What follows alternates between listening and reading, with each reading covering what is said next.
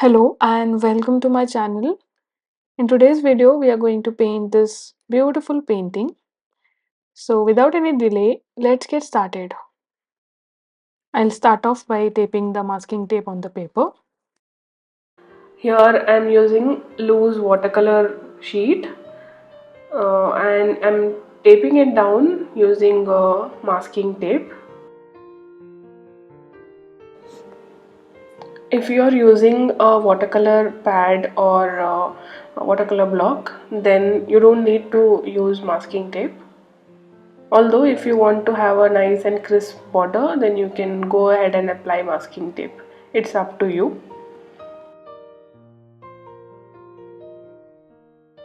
So once you apply the tape, just run your finger over the masking tape to make sure it is tightly sealed. Alright, so I have already prepped the paper.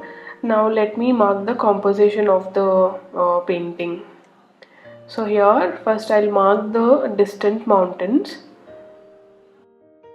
I'll draw two curves as mountains. In the center of these two curves, I'm marking the horizon line. Next, I'm drawing another mountain. This is slightly closer to the viewpoint. Draw the sketch with very less pressure and very light lines. We don't want any sharp pencil marks. That was the mid-ground area. Now towards the foreground, we will draw the river bank area. In between these two areas, we will have our lake water.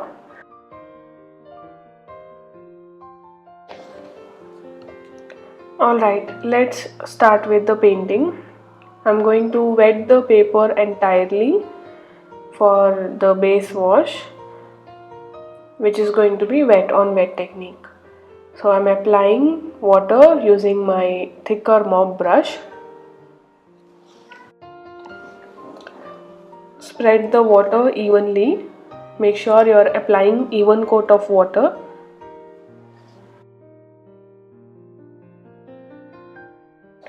Alright, the paper is wet. First I'm going to paint the sky and then water. So here I've taken yellow ochre. To this color I'm going to add a bit of violet, which is complementary color to yellow. So I'll take a tiny bit of violet and mix it with yellow ochre. This will create a muted like a neutral color. Basically it will mute down the vibrancy of yellow color. So I'll load my brush with this paint and apply it on the top of the paper and then on the bottom part, which is the reflection of the sky.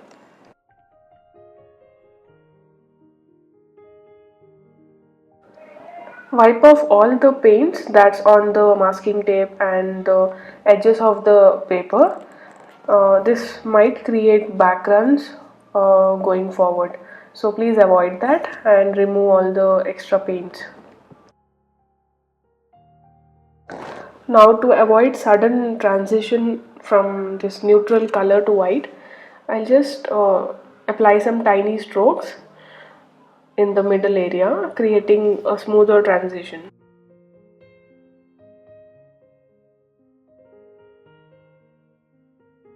I'm keeping this masking tape under my board so that there is a slight tilt while painting, which will help the colors flow in lower direction. Next, let us paint the distant mountain. Since this mountain is far from the viewpoint, it will appear a bit hazy, so I'm going to use a bluish tone for that mountain. So I have taken ultramarine blue and a little bit of cobalt blue. Ultramarine blue is a cooler blue. Notice how I applied the paints in single brush stroke. This will create a transparent effect in the painting, which will make um, the distant mountains look very light and airy. Since the background is wet, so the color spreads very wildly, creating hair-like texture. So to avoid that, I'm turning my paper in different direction so that we don't get such texture. Here with the help of my fingertip, I'm directing the color to flow in certain direction. It's okay as long as you don't spoil your painting. Anyway, this is going to be in the background. There's another layer that's gonna come on top of this. Next I'm going to paint the mid-ground mountain. So for this I'll use paint spray. Mix it in medium consistency and apply the paints. So this is the mountain and below is the reflection. Leave some gap in the center area and we shall apply some ground color like burnt umber or burnt sienna, any color you have. This will depict the ground area in the distant land. Or it could also be some orange trees. Let us leave it up to viewers' interpretation. You don't have to define each and everything in your painting. Now I'm adding some thicker consistency paint spray to add a sense of definition to the mountain.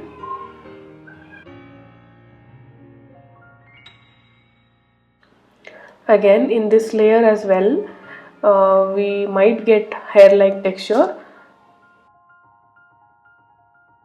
So turn the paper in different direction so that it does not create any hair-like texture. Turn it in different direction and let gravity do its job. Alright, I think this is enough. Next, let us create water ripples in the lake water. So I'm gonna take my fine liner brush. You could also use the pointed tip of your regular brush and just apply some horizontal lines, creating a sense of movement in the water. This will act as the ripples. Here, make sure you're applying on a damp or a wet paper. If your paper has dried, then you can use diluted color. The idea here is to have very subtle and minimal lines. Please avoid painting darker lines for the ripples. Towards the foreground area, I am applying diluted blue color.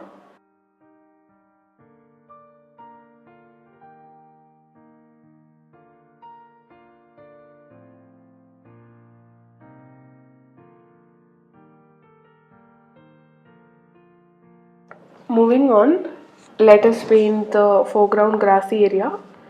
So I'll take this sap green and mix it with a little bit of yellow ochre and orange. So I want a warmer green color. Apply it on the bottom part of the paper, this is the foreground area.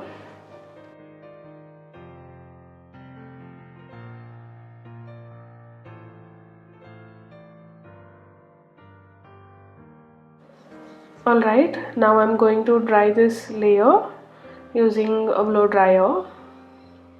You could also let it dry naturally by leaving it as it is for about 10 to 15 minutes. Alright, the paper has dried completely. Next, moving on, we will create partly submerged land in the water. This land will have some rocks and some trees. So let's create that.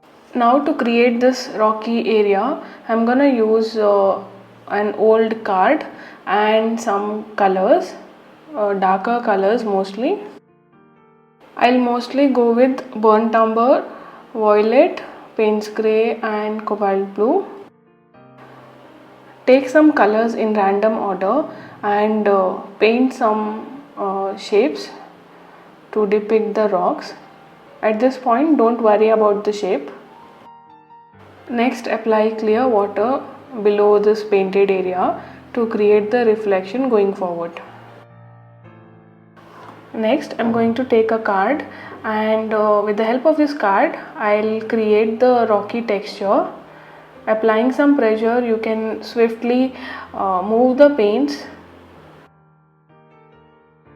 This is also included in the practice session of the class. If you have missed it, please go through it again so that you feel comfortable while performing this step. In case you are not happy with the outcome that you have achieved with the card, go ahead and add some definition around the rocks that you have created. This will help you define its shape.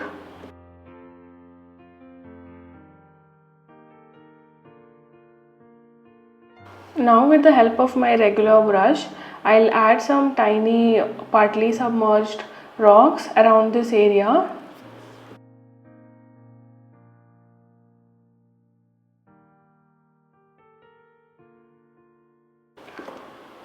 I'll take my card again and try to give some shape here. This is totally optional. I'm not very much happy with the result here, but that's fine. It doesn't have to be perfect.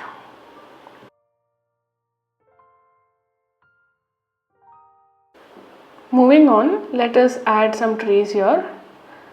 I'll start with the vertical line as the trunk of the tree. Now considering this as the trunk, I'll next add the foliage and the branches in the tree. As always, I'm painting the foliage in a very irregular manner. My aim here is to make the tree look fuller. So I'll randomly add some branches in a zigzag manner.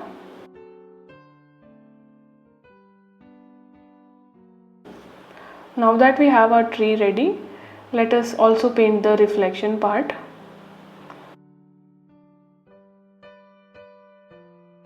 So here the reflection doesn't have to be perfect, indicating a sense of movement in the water.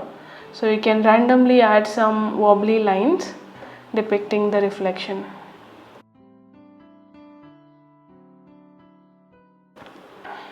Next, let us draw another tree. This time it is going to be a dry and bare tree. To paint the dried branches, I am switching to my fine liner brush, which is size 4 rosemary rigger brush. This tree is not fuller as compared to the previous tree.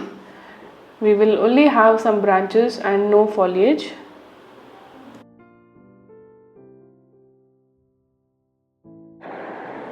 So when you're painting the reflection, try to create the symmetry. At least like 80 to 90% resemblance should be there, right? You cannot paint a totally different tree in the reflection. So make sure you're painting a similar looking image in the reflection as well.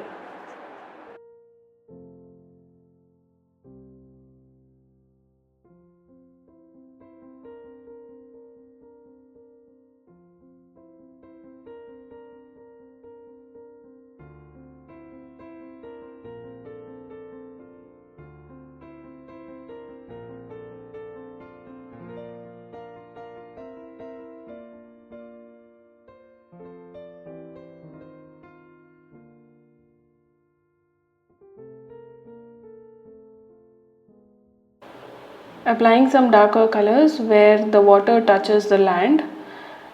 since it will be moist, so it will appear darker.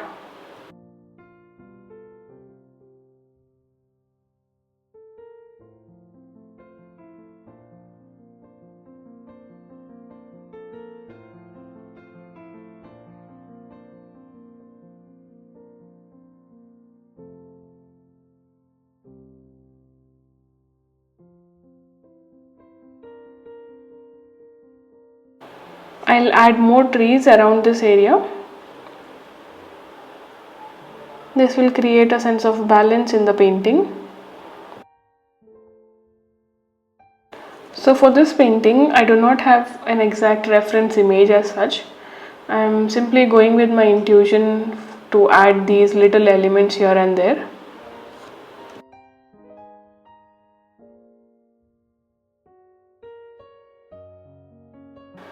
You can also add some tiny vertical lines. Next, I'll take a mix of yellow ochre and orange and apply it in the foreground area. This will add a sense of warmth. So you need to keep in mind that the elements that are closer to the foreground, they tend to appear warmer. And now, to add a sense of depth around this area, I'm going to use darker green color by mixing sap green, black and a little bit of brown. By adding darker colors, you're automatically enhancing the lighter colors. Also dabbing some darker colors on the upper part to depict some shadow. Once you're done, let it dry. I am using a hair dryer to dry this.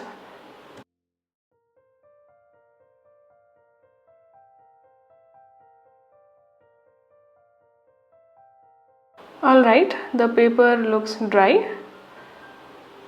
Next I'm going to mix an earthy green color. So I'll take sap green and mix it with the burnt sienna. Load your brush with this color and paint some upward brush strokes depicting the grass blades. You don't have to fully cover this area, just some simple random strokes would do.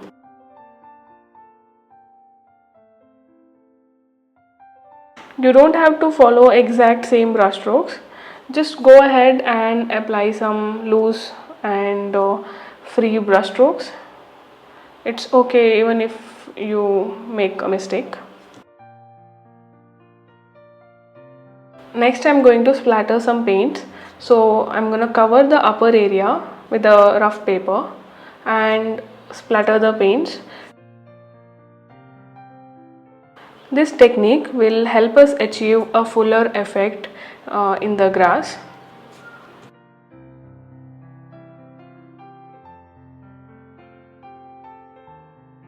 Next I'm going to add some birds on the sky.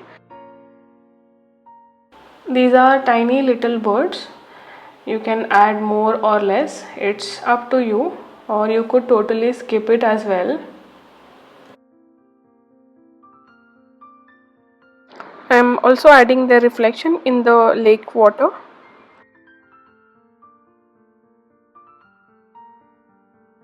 Okay, so we are done with this painting. Now let us remove the masking tape to reveal the final look of the painting. Gently peel off the tape at an angle of about 50-60 degrees. This way you won't tear the paper. Alright, this is how the painting has turned out. I hope you have enjoyed painting this with me.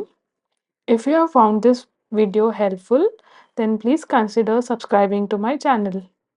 I'll see you in my next video. Until then, bye bye.